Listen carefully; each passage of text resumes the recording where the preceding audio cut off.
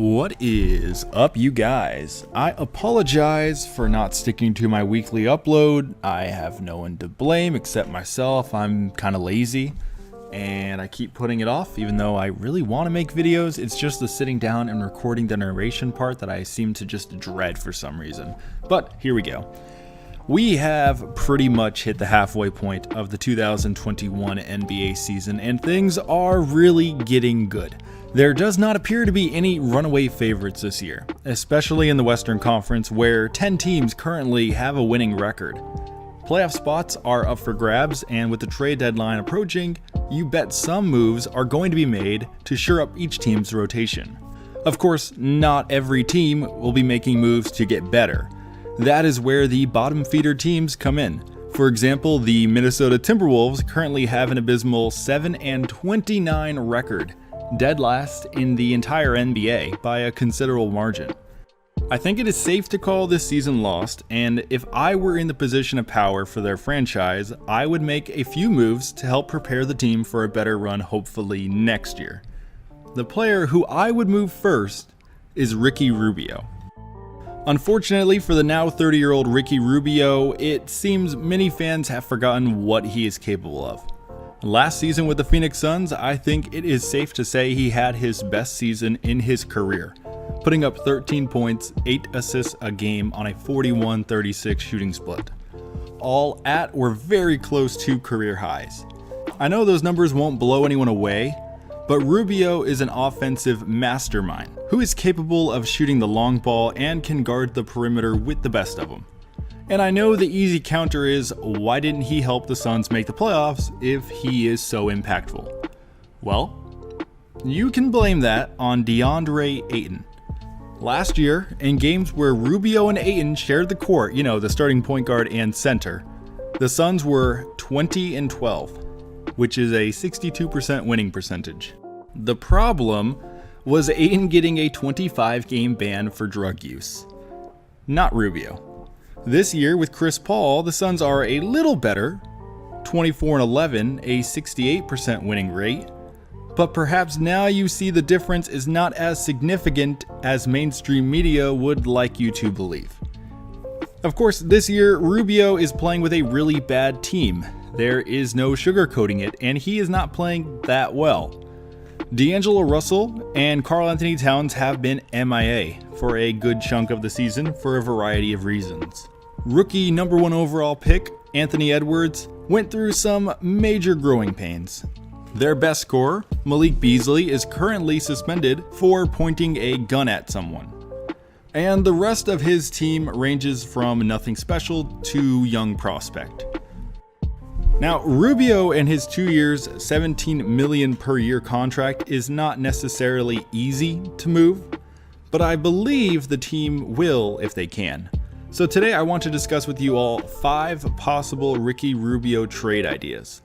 In none of these moves would Rubio be entering a starting lineup, at least not immediately. Rather, these are moves to greatly improve a team's depth chart. Before we get going though, please like the video, comment where you think Rubio should be traded to, and subscribe if you like NBA content. Now let's get going. In no particular order, my first trade sees Rubio going to the Dallas Mavericks in exchange for James Johnson. By the way, I am not going to mention any draft picks throughout the video, so if you think a team needs to also send a pick either way, then good for you, you're probably right. For the Wolves, Johnson would be a veteran role model, or simply a 1-year contract they either buy out or let expire. Either way, he helps their team somewhat. Dallas, meanwhile, gets a past first point guard who could help relieve some playmaking responsibility from Luka Doncic. And I know the Mavericks already have Jalen Brunson, who is playing perfectly well. So perhaps the trade is unnecessary, but if you can get more proven bodies to fill in case of injury, why not? The second trade, I have Rubio going to the complete opposite climate of Minnesota and joining the Miami Heat in exchange for Kelly Olynyk. Despite being their starting power forward / center, whatever you want to call him, Olynyk is pretty much underwhelming on both ends of the floor. He isn't completely dead weight like Johnson, If the Wolves wanted to let him run out the season as a sort of tryout for next year, they could. Otherwise, they just let him leave and use the money on something else. For the Heat, Rubio fills a hole they have been struggling to fill. Goran Dragic, Tyler Hero, and Kendrick Nunn are all jockeying for position as the primary point guard. I say officially drop running the ball through Hero and let him play the 2 full-time, and put Rubio into that trio. Dragic has been missing time for various reasons, and Nunn is perfectly fine, but his defense and playmaking are not at the level of Rubio. Again, this is not a spectacular season-changing move, but I think it would push the Heat a little closer to a home court advantage spot, which could then open the door for guys like Bam Adebayo or Jimmy Butler to push the team deep into the postseason, just like they did last year. Next, I have Rubio going to the Chicago Bulls in exchange for Cristiano Felicio, Ryan Arcidiacono, and Luke Cornett. Not much sugarcoating it here, this is pretty much a salary dump all the way. So I would expect a pick involved here to sweeten the offer. I suppose Arcidiacono could be useful in the future. He has a cheap team option next year the Wolves could pick up. But either way, what is important is the Bulls getting a proven ball handler to help shore up their shaky point guard situation. Kobe White is perfectly fine. I say leave him in the first 5, but move Rubio into the lead role with a second unit. He will help elevate the play of their young players around him and be a good veteran presence off the court. Idea number 4 sees Rubio going to the Milwaukee Bucks in exchange for DJ Augustine, DJ Wilson, Torrey Craig, and either Jordan Nwora or Sam Merrill. In my opinion, Augustine has been a disappointment in Milwaukee.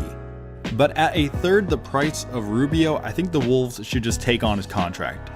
Craig is a good veteran shooter who Minnesota may want to move to a third party for something else, and those young pieces are whatever the Wolves make of them.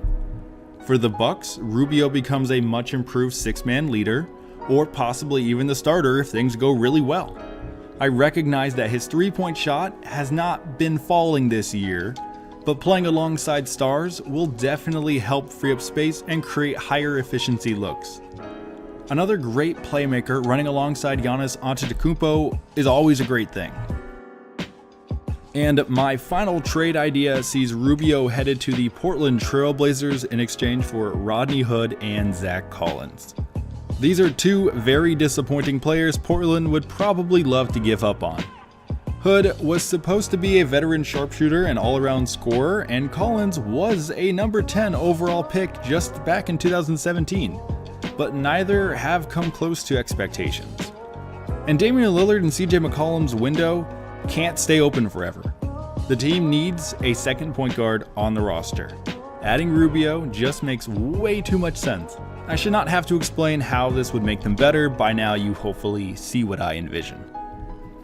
So I think that just about does it. Those are my 5 possible Ricky Rubio trades to help winning teams reach another level and help the Wolves get something for their troubles. I would love to hear what you guys all think down below. Please like the video if you enjoyed it, and of course subscribe if you want to see more NBA content. I will see you all next time.